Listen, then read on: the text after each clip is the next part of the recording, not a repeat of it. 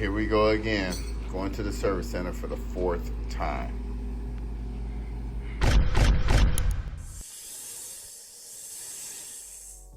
After 4 months of having a Tesla Cybertruck, I can tell you the good, the bad, and the ugly. Welcome to the Cobra Pit, whether you're a long-time viewer or a new subscriber. I appreciate every single one of you. You can be anywhere in the world, but you're here with me. Now, I've been through it all with the Tesla Cybertruck, but this is still not the official full review.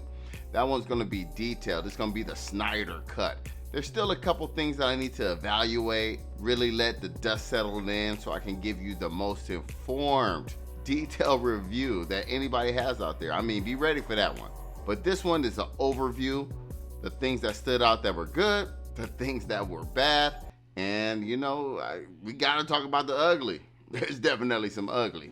So starting with the good, remember this is my experience, so the good is the style of the Cybertruck. Now y'all might love it, y'all might hate it, and y'all might, you know, just still try to figure out what it actually means, but I love the way it looks, the style of it, the shape of it. I mean, that's the first thing you notice when you look at the Cybertruck. It's just like, pow, it hits you in the face like, pow. And you know, I love Teslas, but there's only a few different models out there, and your Tesla will look like everybody else's Tesla, unless you got a Cybertruck, right? I have been seeing more Cybertrucks though here and there, which is cool, but not nearly as much as the other Teslas out there. So it is cool to have a different version of something that you really do like. But then, you know, part of that style flips over to the bad. Some of the ergonomics, well, now the steering wheel itself, like the size of it is cool. The actual shape of it is cool. I just don't like angles of it. It's not round, completely rounded where I can get my hand around it comfortably. Now you might say this is petty, but I do get steering wheel hand fatigue because it just digs into my skin. And where these controls to change the radio and signal, and my wife already gets on me for always switching up the music. I mean, I get bored easily, right? So I'll just flip, skip, and then that's constant, just clock, clock, clock. Now, every time I want to change lanes, I gotta hit the signal up, down. This thumb's getting a workout. Does it look a little bigger?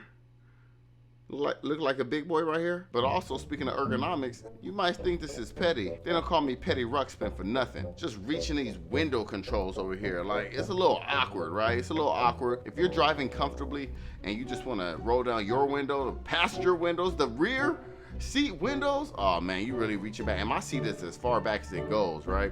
So I'm doing some awkward moves, I mean, it's not a big thing, but it is bad. But the first ugly goes along with that styling. Man, this stainless steel attracts everything, right?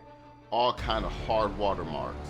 Of course, you heard about the fingerprints. The thing is, it's just always there. I did add some things to help alleviate the fingerprints, like these little door handle pieces, but still, you know, they get touched, and it doesn't bother me that much. But after a while, when it cakes up, it's kind of like, all right, man, let me wipe it down real quick. You know, use some spray away. It does the job, but it's still always on my mind, like, oh, let me go ahead. No, I'm not getting a wrap. I'm not doing a wrap yet, at least. But I like the way the stainless steel looks, but it does attract every single thing. So let's flip back to the good, driving it. Even though I don't like the steering wheel and the shape of it, driving this is a dream. I mean, it's a big old truck, right? 6,700 pounds, and it doesn't feel like it. It's nimble, it maneuvers, the rear wheel steering, it's a tongue twist, the rear wheel. So, I mean, how many times can you say that? Rear wheel steer, the steer by wire, just how quick it is, the low center of gravity. Like, driving this is very unique. That is a beautiful thing. It's a unique experience. It's fun to drive. It's fast, of course, right?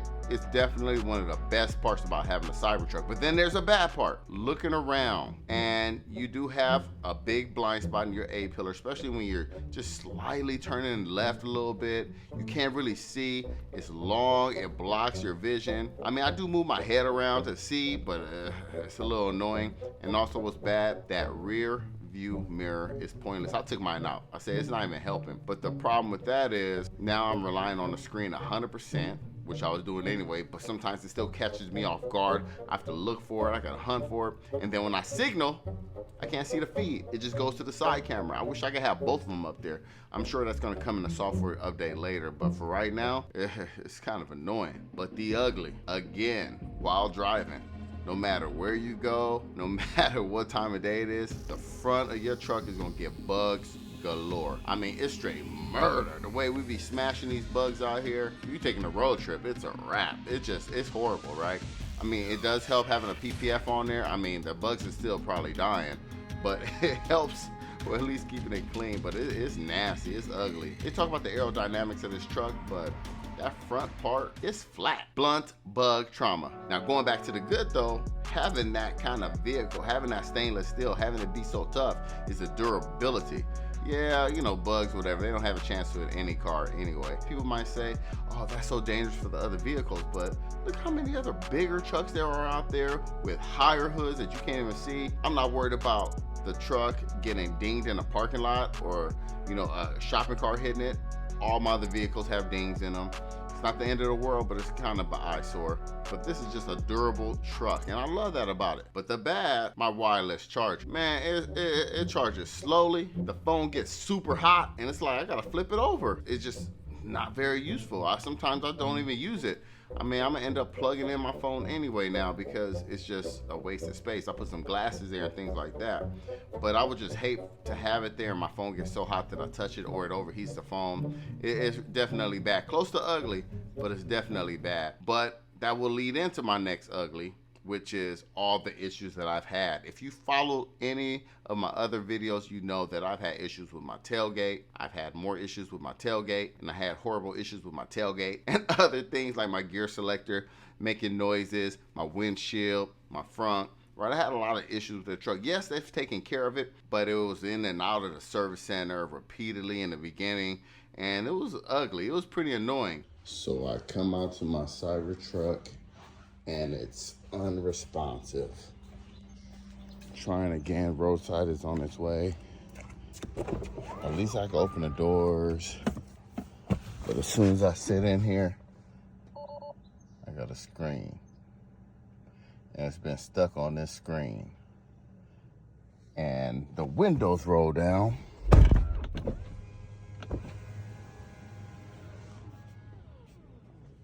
The signals make an audible indication. The wiper works, but it's stuck here. I did the soft reset when I held down both of these buttons and step on the brake. The screen goes black and comes back to this. It's been like this for an hour and a half now. On the real, this is getting kind of old. It's just annoying, right? It's annoying. And now I'm a little worried, like, is something else gonna break down the line? I mean, hopefully it happens within warranty, right? But everybody knows the most important and expensive part of any EV, not just the Cybertruck, is the battery. And I've been monitoring my batteries with all my other EV through Recurrent. They have battery scientists that let you know the health of your battery. It's great because you can see how many times you charge out of the ideal range of 20 and 80. Just seeing these different tools, it'll tell you your estimated miles down the line. It gives you an overall idea of the battery health. So I need to add my Cybertruck through Recurrent the same way I've done with all my other EVs. They don't sell any of your data. And speaking of selling, I actually use my battery report from Recurrent on my Model 3 to sell it to get a higher premium for it. Because not only was my odometer reading low, I can show that I had a healthy battery. So that skyrocketed all my offers, and I'm just selling it for much more than I did before. So monitor your battery through Recurrent and use it to your advantage. Go ahead and click that link in the description. But back to the good, Tesla is known for their software updates. So a lot of issues already have been fixed through the software updates. I used to have a glitch where my satellite map would not stay up, so they fixed that. They're constantly updating it with minor bug fixes. And in general, it keeps your Tesla feeling new, right? Always around the corner, there's a new update. But the big update that everybody's waiting for, and it's in the bad category, there's no full self-driving yet. Everybody keeps saying it's coming, but a part of the Foundation series purchase, we get full self-driving. And it's been 4 months for me. Some people had it for 6-7 months now and still no full self-driving. Yes, it's time to be patient. We get that, but we want our full self-driving. And we understand that it's a new model out there and the data's not out there yet. It's a bigger, heavier vehicle. It's a wider vehicle. So it does need some calibration, but Man, it's beta testing anyway, right? Let me beta test, Elon. Dang. But when it comes to the ugly, there's no sensors or audible notification about when you're too close to an object. You're strictly using cameras. Give me a beep or something, right? Let me know, because when I'm trying to park it in my garage, I gotta get out and look. And I mean, I trust the cameras, but I'm not really sure how far away I am from things. Give me that beep, beep, beep, beep, beep, beep, beep, beep. Stop, you know what I'm saying? When I'm backing up, I've seen some guy that hit his steel on a fence because he thought his angle was good. Come on now, at this price point, you gotta at least give me that tone. At least let me know, like, aware, like, all right, you're parking, you're getting close to something. Because if not, it can be ugly. And back to the good, just the capability and versatility of this truck. I've used the bed for different things. I've taken my dad's recliner. I filled it up with pine fines. I have all kind of different things back there. I put bikes back there. Yeah, you could do a lot of these things in the SUV, but just having the versatility of a truck that's strong, that's durable, right? That has a high payload, can tow 12,000 pounds. It's pretty cool. I mean, for when I need it. I love having that versatility. I won't be using the bed every day, but it's nice to have it when I need it. But the bad, I love to accessorize my truck. The way Tesla's rolling out their accessories is horrible, right? They say, you know, if you want them to notify you when something's in stock, you click on it, but they don't notify you. The bad thing is, the only people buying the Cybertruck accessories are Foundation Series owners.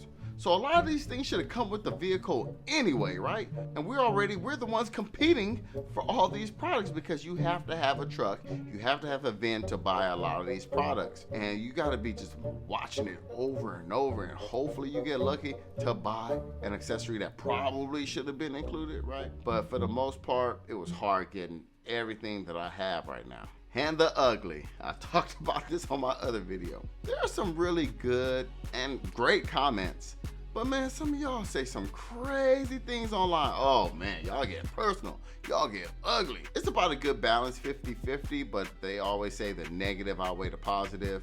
Man, y'all don't like this truck, I get it. You don't have to like it. If you want to let me know you don't like it, I get it. That's cool too. But then y'all just say some rude stuff. Y'all wild out there. I'm not gonna go to the extent to say you wouldn't say it to my face. I mean, I had a couple people, jokingly or not, right? Some of my colleagues, one colleague said, "Oh, it's ugly. That's an ugly truck. Why'd you get that?" And that's cool, whatever. You know, you didn't say like, "Oh, you know, you're this and that for getting that," or "You're a simp, you love Elon," yada yada. It didn't go to that extent, right? To my face at least. I had negative comments with some of my tech videos as far as Samsung versus iPhone, stuff like that. People feel really strongly about certain brands. Some of y'all are crazy when it comes to the Cybertruck, but thank you. It's cool to see how you guys feel. It's great for the engagement. Hey, make sure you stay tuned for that full review. Remember, the Recurrent link is in the description, and don't forget, Cobra told ya. All right, y'all.